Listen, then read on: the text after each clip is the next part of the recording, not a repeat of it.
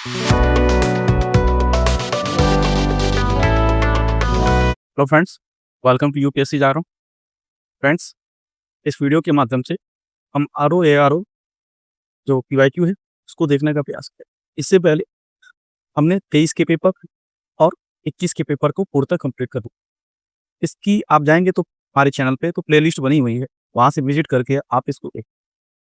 Friends, PYQ देखने का तात्पर्य है क्वेश्चन आए कैसे हैं, नेचर क्या है, संभावना कहाँ से है कितने पूछने की, ठीक है, और विकल्प कैसे सेट किए जाते हैं, ठीक? ये सारी चीज़ें हमें कहाँ से पता चलती है, तो पीवाईक्यू से पता चलती है। किस पोर्शन का कितना वेटेज है, ये भी हमें यहीं से पता चलता है।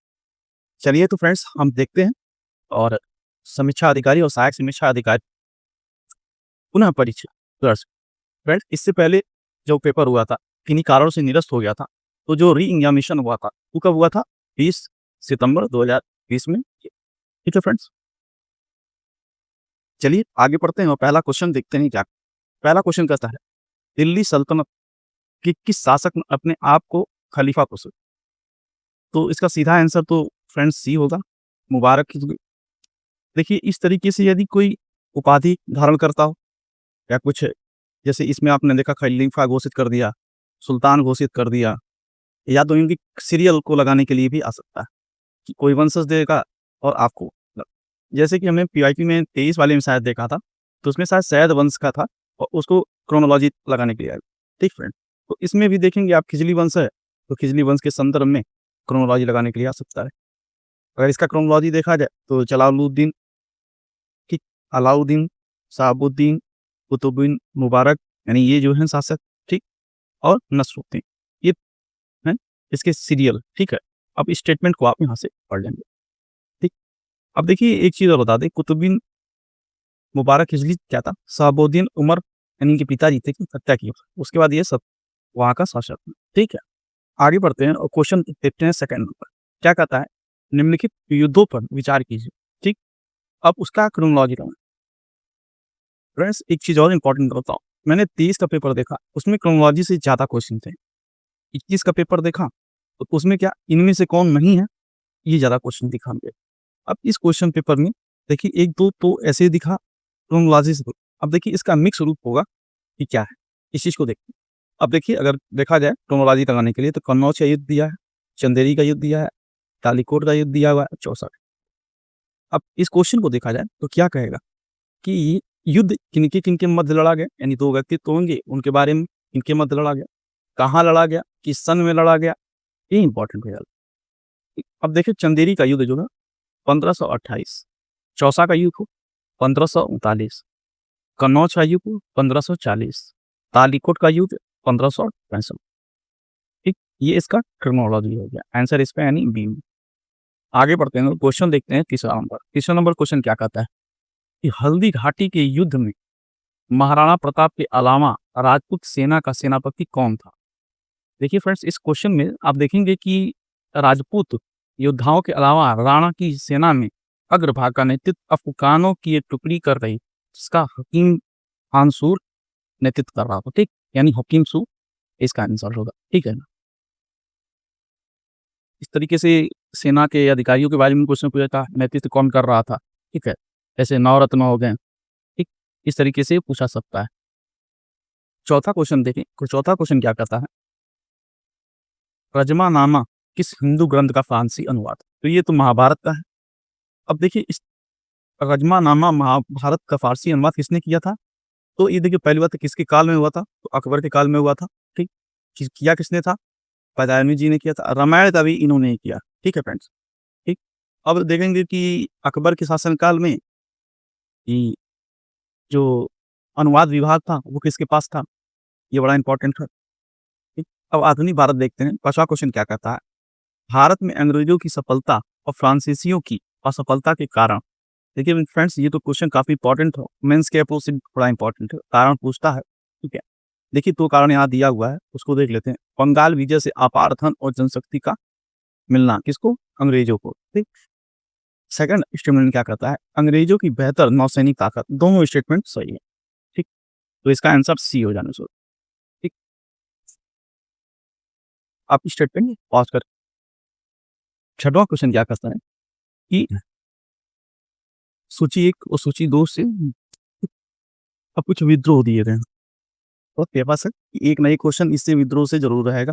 तो दिया क्या है, रंपा विद्रोह दिया हुआ है, पवना किसान विद्रोह दिया हुआ है, बंगाल नील विद्रोह दिया हुआ है, जयंतिया विद्रोह दिया है। इसके एक संधि दिए गए हैं, उनको मिलान कर ठीक कौन-सा? तो रंपा विद्रोह देखेंगे आप 1879 से 80 के बीच में है। पवना किसान विद्रोह आप देखेंगे 73 से 76 के मध्य। बंगाल का आप सभी परिचित होंगे 59-60 के आसपास है। जयंतिया विद्रोह 1860 के फ्रेंड्स, इसके कॉन्टेक्स्ट में कुछ और इम्पोर्टेंट विद्रोह हैं, उनको भी आप ज़रूर देख के जाएँगे और या तो गांधी एरा में जो आंदोलन हुए हैं, उनके को भी देख के जाएँगे, ठीक? और भारत छोड़ो आंदोलन और जैसे सविना आज्ञा आंदोलन, असहयोग आंदोलन, स्वदेशी आंदोलन, इनको भी सीरियलाइज़ेशन में दे सकता है लगाने के लिए, ठीक? बेसिक क्वेश्चन है, लेकिन दे सकता है, ऐसा कुछ नहीं, ठीक? और अब आप इसमें देखेंगे किसने नेतृत्व किया, ठीक है? वो बड़ा इम्पोर्टेंट है। किस क्षेत्र में हुआ, ये इम्पोर्टेंट है, इन विद्रोह के कॉन्टेक्स्ट ठीक? इसी ऑप्शन में से कोई दे देगा कि रंपा विद्रोह का नेतृत्व किसने किया था, ठीक? किस क्षेत्र में हुआ था? 2 पॉइंट हो गए। अब किनके जमींदारों के संदर्भ में था या अंग्रेज़ों के संदर्भ में था, ठीक? किसके संदर्भ में था ये विद्रोह? ये बड़ा इम्पोर्टेंट चीज़ याद रखिए। 7वां क्वेश्चन क्या कहता है? लाठी क्लब स्थापना निम्नलिखित में किसने की थी? ठीक है। तो इसकी तो स्थापना सी बाल गंगाधर तिलक ने जी ने की थी, ठीक? आप स्टेटमेंट को अच्छे से पढ़ लेंगे फ्रेंड, ठीक? उनकी पत्रिकाएँ भी देख लेंगे, लेख भी देख लेंगे, ठीक? अब देखिए एक है इम्पोर्टेंट चीज़ कि गीता रस इन्होंने लिखी थी और गणपति उत्सव और शिवाजी उत्सव किसने कराया था? तो बीजी जी ने। ठीक? अब 8वां क्वेश्चन देखें क्या कहता है? सूची 1 और सूची 2 दी गई है, इसको मिलान करें। अब देखिए क्या है, कुछ सोसाइटी दी गई हैं, यानी कि कांग्रेस की स्थापना से पहले के हैं, इंडियन एसोसिएशन, पूना सार्वजनिक सभा, बम्बई प्रेसिडेंसी एसोसिएशन और मद्रास महाजन सभा। तो अब इसका मिलान करना, कौन से? तो आप सभी परिचित हैं इंडियन एसोसिएशन, सुरेंद्रनाथ बारजी, ठीक? पूना सार्वजनिक सभा, गोविंद रनाडे जी हूँ, ठीक? अब इसी अगर यही दोनों अगर आंसर आपके पास है, मान लें कि एलिमिनेशन देखा जाए कैसे है, तो ए का आप दूसरा लगाएँगे, ए का दूसरा किसमें-किसमें है, या तो ये सही हो सकता है, या तो ये सही। अब बी का हम तीसरा लगाते हैं, ई का तीसरा, अब बी का तीसरा आप देखेंगे इसमें यानी ए इसका आंसर होगा। इस तरीके से यदि आपको 1-2 में कन्फ्यूजन भी होता है, तो आप इस तरीके से आंसर जा सकते हैं कि आंसर ए सही, ठीक? इस तरीके से आप प्रैक्टिस करेंगे फ्रेंड्स, तो आप क्या देखेंगे एग्ज़ाम हॉल में, ठीक है, आप कम समय में अब मान लें कि सपोज़ आप में इसमें कन्फ्यूज़न हो गया, ठीक? कि ये इनका है या इनका है, ठीक? न है तो नॉर्मली, लेकिन मान लें अगर कन्फ्यूज़न हो जाता है, तो किस स्थिति में क्या करेंगे? बैठ के आप सोचेंगे। अगर किसी को ट्राई करते हैं एक बार एलिमिनेट करने के लिए, तो आंसर आपको तुरंत मिल जाएगा, पता रहे या ना रहे। इसी तरीके से बहुत सारे क्वेश्चन तुरंत हल हो जाते हैं और सोचने में समय भी ज़्यादा लगता है। अब देखिए 9वां क्वेश्चन क्या कहता है, ठीक? सुमेलित नहीं, पहली बात कौन सुमेलित नहीं है, ठीक? कौन-सा आंदोलन किसने चलाया? तो यंग बंगाल आंदोलन हेनरी विवियन टेरोजी ने चलाया था, सही है, ठीक। बहिष्कृत हितकारिणी सभा ज्योतिबा फुले, ये आंसर ठीक, और सब सही। अब देखेंगे ज्योतिबा फुले जी का जो था, वो था सत्यशोधक समाज के संदर्भ में था और ये देखेंगे बहिष्कृत हितकारी सभा जो थी, वो भीमराव अम्बेडकर जी, ठीक। अब इसको आप देख लें, इसी तरीके से इसी ऑप्शन में से मान लीजिए दे देगा कि जंग बंगाल आंदोलन किसने चलाया? तो 4-5 अंग्रेज़ों का नाम दे देगा तो आप उसमें दब के जाओ। इस तरीके से कन्फर्म है। अब 10वां क्वेश्चन देखिए क्या कहता है? इंपीरियल गैजेटियर के संकलनकर्ता कौन? ठीक, इसका विलियम विल्सन हंटर इसके आंसर ठीक है फ्रेंड इसको आप देख लें। आगे बढ़ते हैं क्वेश्चन देखते हैं क्या नाम है? निम्नलिखित में से कौन आजाद हिंद फौज से जुड़े नहीं? ठीक, अब देखेंगे कि राशिद अली ये भी जुड़े हुए थे, शाहनवाज ये भी जुड़े हुए थे, पीके सहगल ये भी जुड़े थे। इसी तरह ये नेवल का जो समस्या हुई थी, उसके कॉन्टेक्स्ट में ये उनसे जुड़े हुए, ठीक? हाँ, यहाँ देखो डीसी दत्त जो थे, रॉयल नेवी जो विद्रोह हुआ था, उसके कॉन्टेक्स्ट में और सारी चीज़ें आप यहाँ पे पढ़ 12वां क्वेश्चन देखें कि क्या कहता है? भारत छोड़ो आंदोलन के बारे में निम्नलिखित में से कौन-सा सत्य नहीं हुआ? तो इसका नेतृत्व महात्मा गांधी द्वारा किया गया था। फ्रेंड्स, नेतृत्व तो नहीं किया गया था, क्योंकि सारे जो ये आप देखेंगे, जो भी लीडर थे, उनको अरेस्ट कर लिया गया था और यह तो स्वतः था, ठीक है? आम लोग इसमें काफ़ी पार्टिसिपेट किए थे। हाँ, महात्मा गांधी ने स्टार्टिंग ज़रूर दिया था, ठीक है? अब स दूसरा ऑप्शन क्या है? कांग्रेस को एक असावधानी संस्था घोषित कर दिया गया, स्टेटमेंट सही है। यह एक अहिंसक आंदोलन था। अहिंसक तो नहीं कह सकते हैं फ्रेंड्स, ठ क्योंकि इसमें काफ़ी हिंसा देखी गई थी, दोनों तरफ से। यह एक स्वतःस्फूर्त आंदोलन था, ये स्टेटमेंट सही, ठीक? अब देखिए यहाँ स्टार लगा के दिया गया है कि कन्फ्यूजन। अब देखिए आंदोलन तो ए और सी है, दोनों सत्य नहीं है, ठीक है? ए और सी, आप देखिए एकांतरिक वाला और ये अहिंसक। तो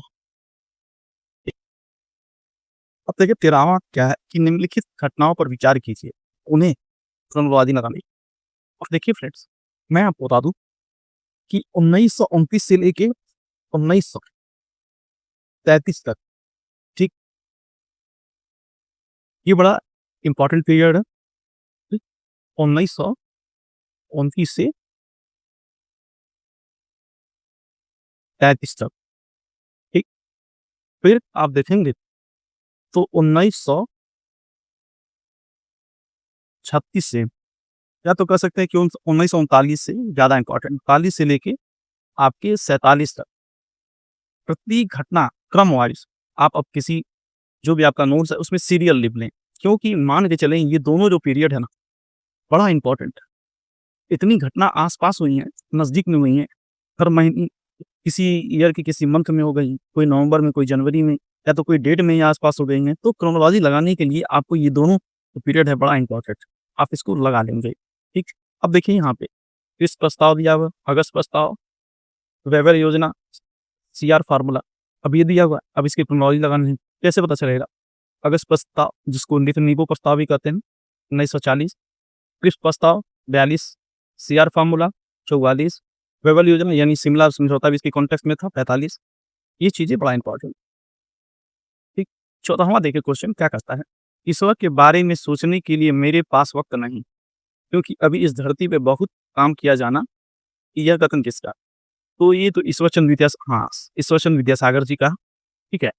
अब इस स्टेटमेंट को आप पढ़ लेंगे अच्छे से।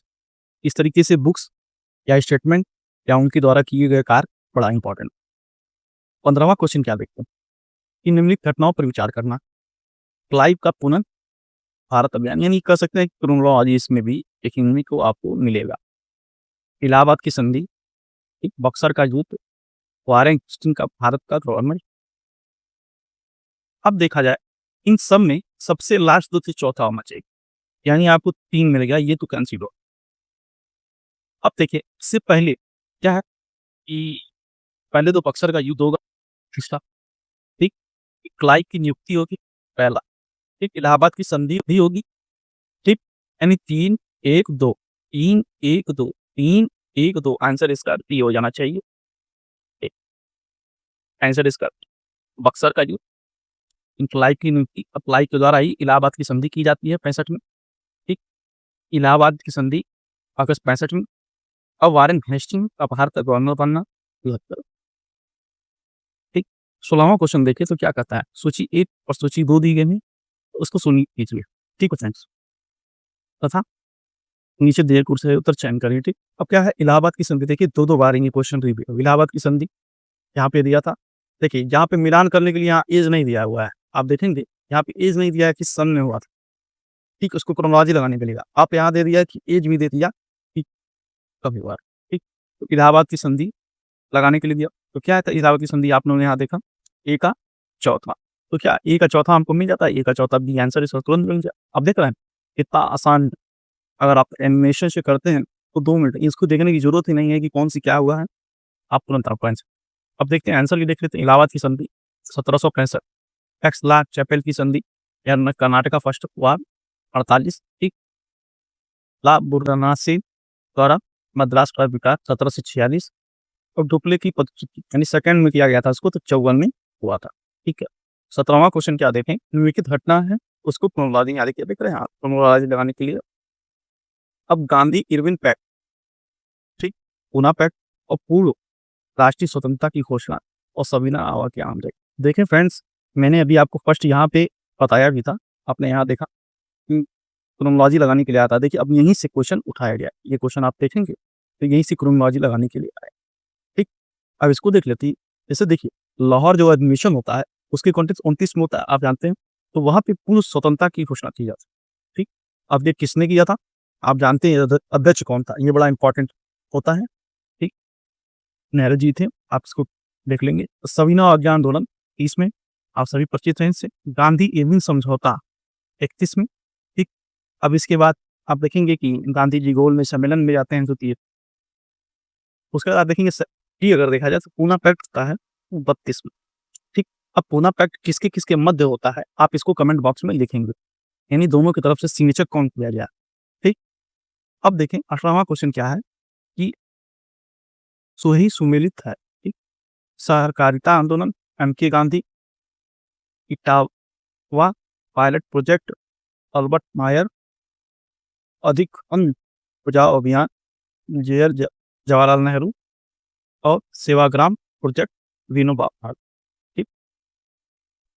अब इसका आंसर तो बी है, दिख रहा। इटावा पायलट प्रोजेक्ट को सितंबर 48 में शुरू किया गया था। यह परियोजना लेफ्टिनेंट कर्नल अल्बर्ट मेयर के मार्गदर्शन में शुरू किया। अब 19वां क्वेश्चन देखें तो क्या कहता है कि सुमिलित नहीं। और फ्रेंड सबसे बड़ी बात, आप अगर इस तरीके से अगर सुमिलित नहीं है पहले अंडरलाइन करें, नहीं तो ई कभी अगर ऑप्शन आपको पता रहेगा, याद रहेगा, तो आप सबसे पहले वहां टिक मारेंगे, ठीक। आपका ध्यान यहाँ नहीं जाएगा, ठीक। इसको आप ध्यान रखें। राजद्रोही सभाओं को रोकने का अधिनियम 1908, यही पहला गलत है, ये 7 में हुआ था फ्रेंड्स, ठीक। और विस्फोटक पदार्थ अधिनियम 1908, भारतीय फौजदारी कानून संशोधन अधिनियम 8, ये भी सही है। समाचार पत्र अधिनियम जो है वो 8, ठीक है फ्रेंड्स। ये पहला ही गलत है, ये 7 में। अब देखिए यहाँ स्टेटमेंट भी देख लेते हैं क्या कहता है। अब देखिए कि ब्रिटिश सरकार ने दमनकारी कानून को पारित किया था, मतलब ठीक क्रांतिकारी गतिविधियों को रोकने कॉन्टेक्स्ट में। तो आप देखेंगे राजद्रोही सभाओं को रोकने का अधिनियम 1907 में, विस्फोटक पदार्थ अधिनियम 8 में है, भारतीय फौजदारी कानून संशोधन अधिनियम 8 है, समाचार पत्र अधिनियम 8 है, प्रेस एक्ट 10 है और ऑल एक्ट आप देखेंगे 19, ठीक है फ्रेंड्स। इस तरीके से भी अधिनियम देता है, ठीक है। और अब आता है भूगोल, ठीक, भारतीय भूगोल के कॉन्टेक्स्ट में। अब क्या है पहला क्वेश्चन देखें भूगोल में, यानी 20वां क्वेश्चन हो गया। निम्नलिखित में भारत एक कौन सा राज्य सर्वाधिक लंबी तट रेखा वाला राज्य, ठीक। तो फ्रेंड्स देखेंगे इसमें कुछ आप संशोधन देखेंगे। अभी हाल ही में पृथ्वी विज्ञान मंत्रालय का एक डिपार्टमेंट है, राष्ट्रीय तटीय, ठीक, अनुसंधान केंद्र, वो क्या करता है कि सर्वे करता है। तो अभी जो सर्वे कंडक्ट किया गया था, तो उसमें जो तट रेखा है, ठीक, उसकी जो लंबाई है गुजरात की पहले पे है, अभी भी वर्तमान, ठीक।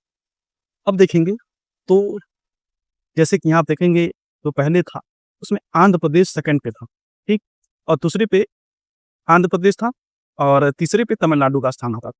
जबकि अब जब देखेंगे तो गुजरात फर्स्ट पे आता है, ठीक, सेकंड पे आप देखेंगे तमिलनाडु है और थर्ड पे आंध्र प्रदेश होगा। ये इसका क्रम, ठीक। अब देखेंगे कि टोटल तट रेखा अपनी कितनी है, तो 11,000, ठीक, 98 ये तट रेखा। फ्रेंड्स इसको आप करेक्ट कर लेंगे, ठीक। अब देखेंगे इसमें तो आंसर गुजरात ही है। 21वां नंबर क्वेश्चन क्या कहता है, निम्नलिखित में से शैल समूहों में कौन भारत में अधिकतम मात्रा में कोयला प्रदान करता है? ठीक, तो कोयला कौन गोंडवाना है, आप ये अच्छी तरीके से परिचित, ठीक। यह आंसर आप कर लेंगे। अब आप कमेंट के बताइए कि जो कोयला होता है वो कितने प्रकार के होते हैं, इसमें कार्बन की मात्रा सबसे ज्यादा होती है, ठीक। ये आंसर आप कमेंट बॉक्स में जरूर दो। 22वां क्वेश्चन क्या कहता है, ठीक, निम्नलिखित राज्य और केंद्र शासित प्रदेशों, ठीक, राज्यों में चारवा जनजाति, इसका आंसर तो आप अंडमान निकोबार इसका तो। ये जनजाति कॉन्टेक्स्ट में भी क्वेश्चन आते हैं, कौन से जनजाति किस राज्य में पाए जाते हैं। अगर आगे बढ़ देखें तो अंडमान निकोबार में अन्य जो जनजातियाँ हैं, ओंगे, सोंगटेम, सेंटिनली, ठीक? ये इस जनजाति 23वां अगर क्वेश्चन देखें तो क्या कहता है, निम्नलिखित में से किस राज्य से कर्क रेखा नहीं गुजरती? फ्रेंड्स 3 स्टेटमेंट है, आप इसको कहीं नोट कर लेंगे। पहला तो यही हो गया, कर्क रेखा किससे गुजरती? भारत के कॉन्टेक्स्ट में विश्व के कितने देश हैं जो कर्क रेखा से गुजरते हैं? मकर रेखा से गुजरते हैं और विषुवत रेखा से गुजरते हैं। कर्क रेखा को काटने वाली 2 बार काटने वाली कौन-सी नदी है? मकर रेखा को काटने वाली 2 बार काटने वाली कौन-सी नदी है? क्या? विषुवत रेखा को काटने वाली नदी कौन-सी? ये इतने सारे का आंसर आप ढूँढ के अपने दिमाग में करिए, ठीक? अब देखेंगे तो भारत के कॉन्टेक्स्ट में ये कुल 8 राज्यों से होकर गुजरता है, ठीक? 8 राज्य कौन से हैं? गुजरात, राजस्थान, मध्य प्रदेश, छत्तीसगढ़, झारखंड, पश्चिम बंगाल, त्रिपुरा और मिज़ोरम से होकर, ठीक? ये इसका आंसर। अब इन सब के आंसर आप ज़रूर देख के जाएँगे। जैसे भारत कॉन्टेक्स्ट में अगर देखें कर्क रेखा को 2 बार काटता कौन? तो माही नदी हो जाएगा। इस तरीके से आप विषुवत और मकर रेखा और कर्क और मकर और विषुवत रेखा किन देशों से होकर गुजरता है, ये आप फिर, ठीक है? 24वां क्वेश्चन देखिए क्या कहता है? चित्रकूट जलप्रपात किस नदी में, ठीक? इसका इंद्रावती इसका आंसर हो जाएगा फ्रेंड्स, ठीक? चित्रकूट जलप्रपात जो है छत्तीसगढ़ राज्य में बस्तर जिले में इंद्रावती नदी के देखने को मिली, ठीक? 25वां क्या है क्वेश्चन कि कुमाऊं हिमालय, ठीक? निम्नलिखित में किन नदियों के बीच में स्थित, ठीक? अब देखेंगे ये कुछ भारतीय क्षेत्र के कॉन्टेक्स्ट में कुछ क्षेत्र हैं, उनके बीच में, जैसे कि आप देखेंगे पंजाब हिमालय किन 2 नदियों के बीच में है, ठीक? तो आप देखेंगे इस सिंधु और सतलज नदी तक क्या है, पंजाब हिमालय का क्षेत्र है। अब कुमाऊं कहाँ देखेंगे तो सतलज और काली नदी के मध्य। नेपाल हिमालय आप देखेंगे तो काली से तीस्ता के मध्य चढ़े। असम हिमालय जब देखेंगे तीस्ता से नर्मदा नदी तक ये इंपॉर्टेंट है एरियाज। इस तरीके से आपको ईस्ट टू वेस्ट लगाने के लिए भी आ सकता है, ठीक? और देखेंगे आप तो जो भी ठीक है उनके बारे में भी दे सकता है, ईस्ट टू वेस्ट आता है सीरियल में क्रोनोलॉजी के रूप में, ठीक? आगे बढ़ते 26वां नंबर क्वेश्चन देखते हैं तो क्या कहता है, निम्नलिखित भारत की नदियों में कौन कर्क रेखा को 2 बार पाता है? देखिए मैंने फ्रेंड्स बताया था ये क्वेश्चन बड़ा इंपॉर्टेंट। देखिए यहाँ 26वां नंबर क्वेश्चन आपको देखना, ठीक? अब माही नदी इसका आंसर होगा, जैसे कि मैंने पहले बता दिया, ठीक? अब मैंने 2 बताया था आपको, वो कमेंट बॉक्स में आपको ढूँढ के गूगल से करके ढूँढ के लिखना है, ठीक? कौन-सा? मकर रेखा और विषुवत रेखा। अब 27वां नंबर क्वेश्चन देख लें, क्या कहता है कि भारत में मानसून की उत्पत्ति निम्नलिखित पवनों में से किसके द्वारा होती है? तो आप देखेंगे दक्षिणी पश्चिमी जो पवन होते हैं उसके द्वारा मानसून की उत्पत्ति मानी जाती है। इसका आंसर आप देख लेंगे। 28वां क्वेश्चन देख लो, वो नीली क्रांति किससे संबंधित? तो आप सभी जानते हैं, परिचित हैं कि जो भी क्रांतियाँ होती हैं, ठीक है, फूड के कॉन्टेक्स्ट में, तो वो बड़ा इंपॉर्टेंट है, ठीक? अब जैसे देखेंगे आप मछली उत्पादन कॉन्टेक्स्ट में है, ठीक? नीली क्रांति। अब देखेंगे और जो क्रांतियों की जैसे कि हम देख लेते हैं, तिलहन के लिए नीली क्रांति, हरित क्रांति आप खाद्यान्न के संदर्भ में देखेंगे, श्वेत क्रांति दूध के कॉन्टेक्स्ट में देखेंगे, ठीक? इस तरीके से आप देखिए। 29वां नंबर क्वेश्चन देखें, तो तुलबुल जो प्रोजेक्ट है किस नदी पे है, ठीक? तो देखेंगे तो तुलबुल जो प्रोजेक्ट है वो झेलम नदी पे है। अब देखेंगे किशनगंगा और उरी जो प्रोजेक्ट है वो भी इसमें देखेंगे। अब यहाँ पे देख लो किशनगंगा और उरी प्रोजेक्ट जो है वो भी झेलम नदी पे ही है। 30वां नंबर क्वेश्चन देखेंगे तो क्या कहता है, निम्नलिखित कथनों पर विचार कीजिए और नीचे दिए गए कूट से सही उत्तर का चयन कीजिए। अब तो यह क्या है, रहिंद बांध सोन नदी एक सहायक नदी पर स्थित है, तो हीराकुंड बांध महानदी पर है, तुंगभद्रा परियोजना आंध्र प्रदेश और कर्नाटका का संयुक्त क्रम है, मैथान बांध दामोदर नदी की एक सहायक नदी। अब इसमें से बताना है कौन कौन सा सही है, तो हम बता दें आपको ये चारों के चारों स्टेटमेंट एकदम सही, ठीक? इसका आंसर डी होना चाहिए। देखिए यहाँ पे स्टेटमेंट को आप आगे बढ़ते हैं, क्वेश्चन देखते हैं 31वां नंबर क्या कहता है, भारत में निम्नलिखित नगरों में से इसमें देश का पहला कृत्रिम रबर संयंत्र। इस तरीके से क्वेश्चन जो होते हैं बड़ा इंपॉर्टेंट होते हैं। पहला बड़ा या कुछ विश्व स्तरीय पे कुछ बड़ा कार्यक्रम वो बड़ा इंपॉर्टेंट है, ठीक? अब देखिए इसका आंसर तो आपको मिलेगा पहला पानीपत में ही है, ठीक, ये संयंत्र लगाया गया छोटी रबर का हरियाणा के पानीपत में। उद्घाटन किसने किया? ये बड़ा इंपॉर्टेंट है। ठीक, आगे बढ़ते 25वां नंबर क्वेश्चन देखते हैं। भारत में सबसे बड़ी तेल शोधशाला कहाँ है? तो जामनगर जो देखेंगे रिफाइनरी जो रिलायंस का है वो बड़ा इंपॉर्टेंट है। ठीक, उसका सबसे बड़ा ये रिफाइनरी है। 33वां नंबर क्वेश्चन देखिए तो क्या करता है? चयन करना है, सही उत्तर का चयन करना है। क्षेत्र दिया है, खनिज दिया है, किससे संबंधित है? ठीक, यहाँ आप इसका आंसर देख लेंगे। गुरु वहिसानी, लौह अयस्क, तलचीर, कोयला, जादूगुड़ा, यूरेनियम, जावार, राष्ट्र। फ्रेंड्स, यहाँ हम लोग ने 33 नंबर क्वेश्चन तक देखे। वीडियो लंबा ना हो इस वजह से हम इसको यहीं पे रोकते हैं। और आपको वीडियो कैसा लगा प्लीज़ लाइक करेंगे और चैनल को सब्सक्राइब। नेक्स्ट वीडियो में हम 34 नंबर क्वेश्चन से आगे बढ़ेंगे और इसी तरीके से सारे जो पेपर हैं इसको कवर करेंगे। ठीक है, मिलते हैं नेक्स्ट वीडियो के साथ। धन्यवाद।